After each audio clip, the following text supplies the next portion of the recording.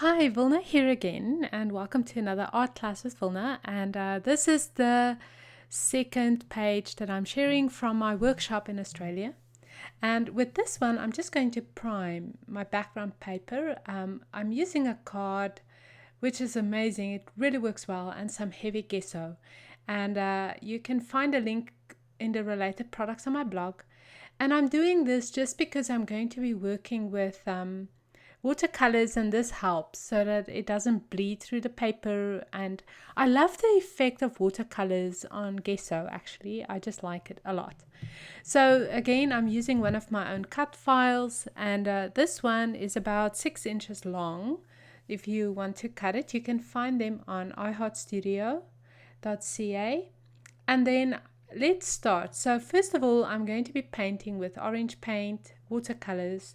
I'm using a big flat brush, and I'm just going to paint a little bit. You can see what I'm doing here and maybe follow along. I'm using a little bit more pigment at the top and then a little bit more water at the bottom. You can see I'm cleaning my brush, painting and cleaning, adding a little bit more pigment. So you want basically just a little bit of an ombre effect here from top to bottom. I'm mixing in a little bit of pink as well, and that just gives it a little bit of dimension on the colors itself. So a lot of fun to do this, and you can see it's interesting how the watercolor react on the gesso. It's as if it doesn't want to take, so you can actually just lay down a little bit more pigment and just have some fun with it. I'm adding a little bit of a darker red, and I'm just splattering over my finger, and this is just making a textured background. Now I'm drying it with my embossing tool. You get a different look when you dry it like this versus when you just let it dry on its own. And you know what? I love these pages, this video and the one before it, the other page I taught in Australia, just because of the simplicity of it. I think the students enjoyed the second page a little more because the other one, because this is the one I taught first. And it can be a little intimidating when you use watercolors for the very first time. But for me personally, I found that the pages they made with this technique and this specific one turned out really pretty. And I'll show you some footage of the actual workshop that I taught at the end of this video. There's actually a couple of minutes. Okay, so now I'm using the stencil by Kaisercraft, and I'm mixing in turquoise and white, and then I'm mixing in a little bit of a watercolor green, so you know what, you can mix it. And now I'm laying it down, and with a little ink dabber from Tim Holtz, I'm just going to dab some leaves. Now I'm working with this lovely cut file, and you can find it on iHeartStudio. I have it for sale there with some other ones as well. So you buy a little collection of 5. And I placed it first, and you can see I also used some Wildflower by We Are Memories, the collection, the tabs or tags below. And I placed my cut file first to see where I want these flourishes to go. First of all, I'm also mixing different colors. So if you only have like 3 acrylic paints, like the turquoise, white, and maybe a lime green, you can mix like 6 or 10 or 15 shades of color that you can use. So with only 3 colors or even just 2, you can do so much. So you can see I'm using a little bit of vivid lime green there, and now I'm just adding more flourishes. But first of all, I'm placing my cut file to see where I want these ones to go. So and then I'm just dabbing through the stencil, Very simple, very easy to do, and really lovely. And this is just one step of many that we're going to be doing. I'm going to be drawing in some more flourishes, but I like the way the stencils work. That was just a little mistake that I'm just covering up there. Make sure your stencil is clean before you place it down, otherwise it will, bleed through it, and you don't want the back of the stencil smearing your page. Okay, so now I'm just doing a few more of these, just dabbing it through, and then you can mix in different shades and do some more. But you can see how I'm definitely working with my stencil to see where I want these flourishes to go, and I'm grouping them basically on the right and on the left. Okay, so working with stencils, this is the best way I found if you want to use paint or color with the stencils. Watercolors doesn't really work with stencils. Acrylic paint works when you dab it through, like I'm doing there. And also molding paste, of course, works wonderful. So you can use molding paste with these little flourishes. This is one stencil. You can see the other three parts of it on the right hand side of the screen. And it came in a 12 by 12 sheet, and I just cut it up into 4 because the little ones are a little bit easier for me to use. So that's just what I was thinking here. Okay, so now I'm going to be painting a little bit with a thin brush, and I'm just going to use a darker green watercolor, and I'm just going to be painting in some flourishes to work, so it's almost like it's flowing out of the little cut file that I have there. And this is a lot of fun, and I really want to encourage you to try this technique by adding a little bit of dimension. If you don't have a silhouette and you don't want to use a cut file, there's very lovely wood veneer shapes that you can buy, on scrapbook.com, for instance. That is that you can use as a baseline and then create some flourishes from there. Or you can use a sticker, of flowers or whatever. I'm going to be adding some flower stickers, so you don't have to use this cut file idea. You can use anything. The photograph, you can see it's a 4 by 6 and it's a little big, so I'm cutting it smaller because I want it to fit right into that little nook that I created there, just above the lovely, just like that. And this photo just worked wonderful with the whole design.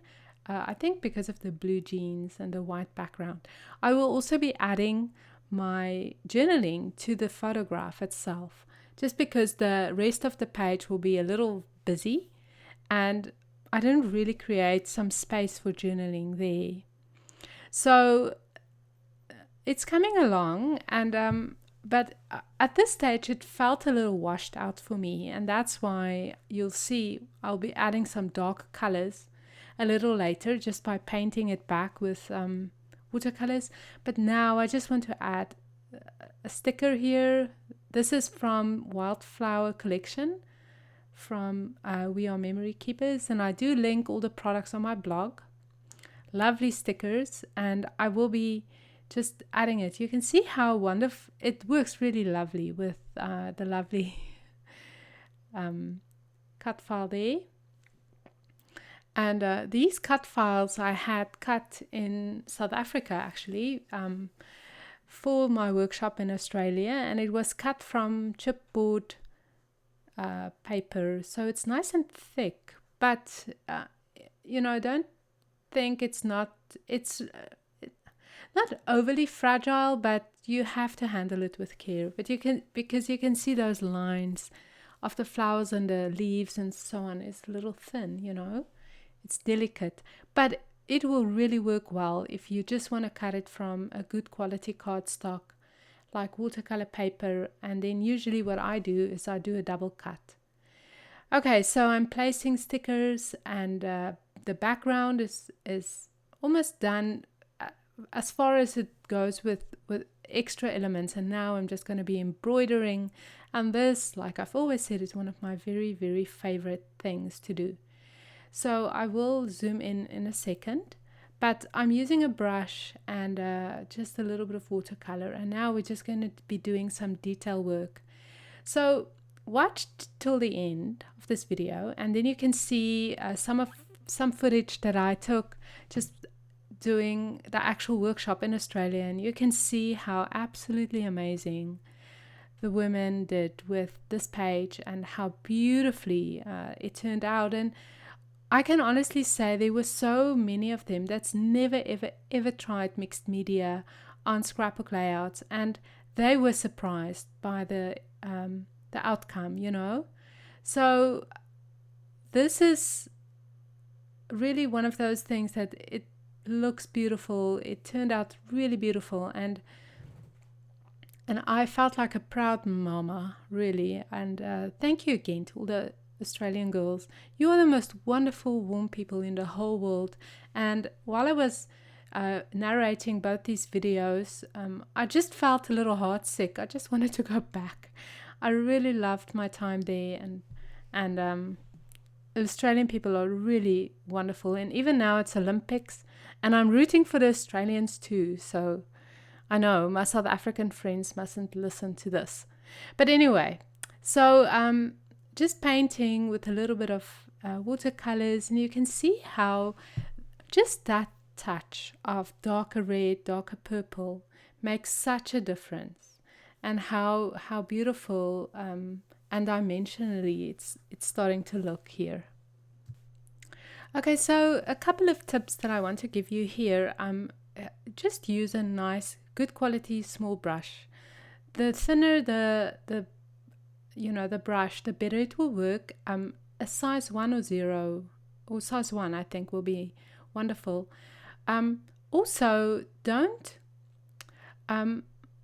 be afraid to use a little bit of water here, because when you use a little bit of water, you can see how in the red above, those darker ones just dry, and you get that true watercolor look, which is wonderful. And the gesso also helps that the paint doesn't get absorbed into the paper, so it sits on the paper, which gives it more of a watercolor look here, you know.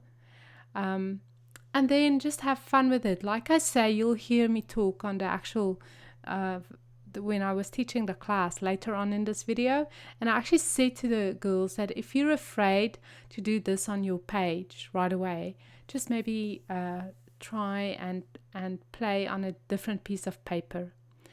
So now I'm doing little splatters with my brush over my finger. It's always a good idea just to cover your photograph before you do that, and don't ask me how I know that. And I'm just moving over to the other side of the page, and I'm just doing basically the same. I'm adding in a little bit of red, and then I'm just embroidering a little bit more. So watercolors are one of those things that you can layer, and that's one of the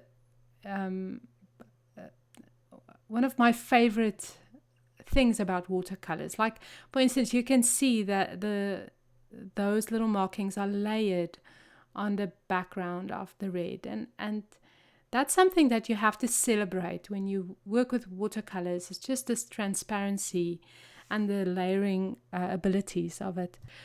You can also see on the right hand side I added some red dots that looks like berries to the flourish.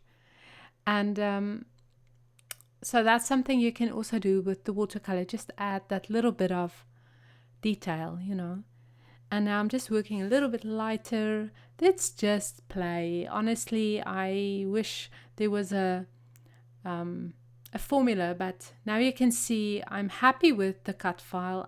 I'm happy that the red behind it, especially on the left hand side, makes it pop a little bit more.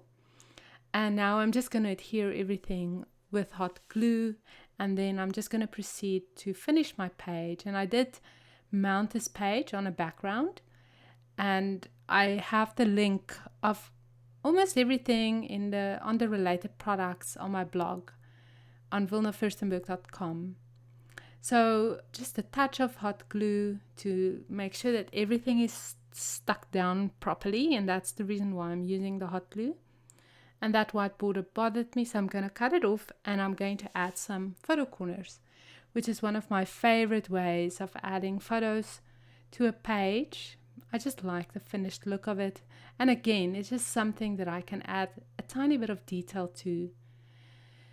Okay, and then I'm just going to trim it a little bit smaller, so probably half an inch on each side. And that Fiskars trimmer has a half an inch marking, so you can know exactly how much you're trimming off. Or quarter of an inch, sorry, it's not half an inch. You're probably like screaming at the screen right now. No, it's not half an inch. Quarter of an inch, sorry. And now I'm just going to mount it. And the paper I'm mounting it on is the exact paper that we used in a previous video for the heart, to mount the heart on. So the back of this paper is that pretty ombre effect. So I'm going to just use quite a few strips of double-sided tape here.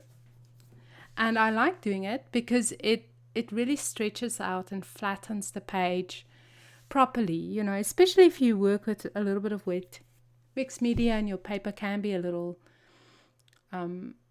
buckled, then it's nice to stretch it out like this. And I'm just working from the inside out or from one side, it depends. So there you can see the page. Thank you so much for watching, and up next is a little bit of the actual class. I think in the next bit I'm going to be painting with watercolors some more flourishes on there. I don't know how well you will be able to see it, but I'm just going to show you it anyway. So you're using your small brush. Remember I said to bring a really small brush, like a 1 or a 2 watercolor brush, and you just want to just paint a few flourishes with watercolors. So if you are too concerned to do it on your layout right now, take a piece of paper and practice with it a little bit. Just paint on a piece of paper and see, you know, how you would make your flourishes, and then copy it. If I were to tell you how many pages I've thrown away in the garbage or the rubbish, like that word, rubbish, you'll be amazed because it's a lot. It's a lot. It's good, doesn't it?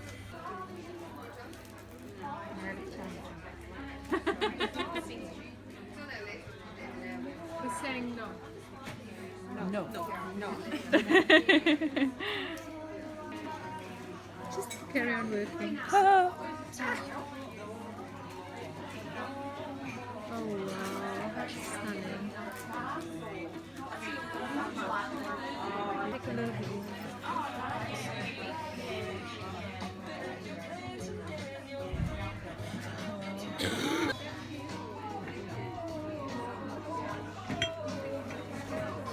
I just want to video this.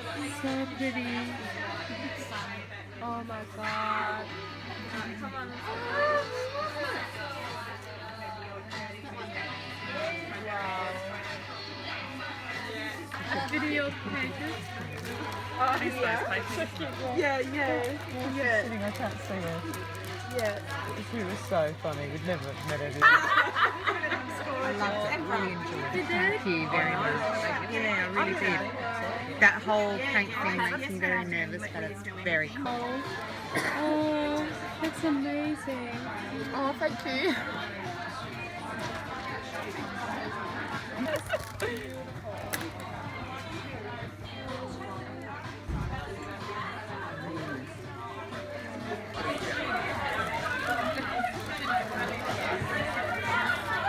Wow, did you emboss that gold? Wow. Thank you. Shadow. Like this? Just move. Yeah.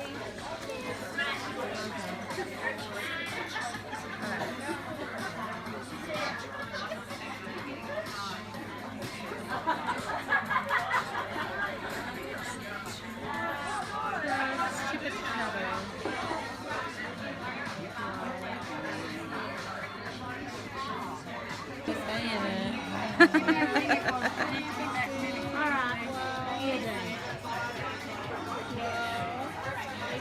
no. Sorry. You're right. Hopefully my armpit is not smelly.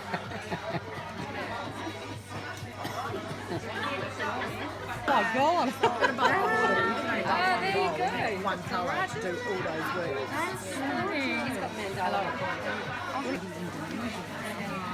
And he's got his phone and he's looking at stuff and it's all in that language. And he was a girl practically naked. And I'm thinking, oh my God. And I just got that on video. Oh, well, me talking about all of that. Oh, lovely.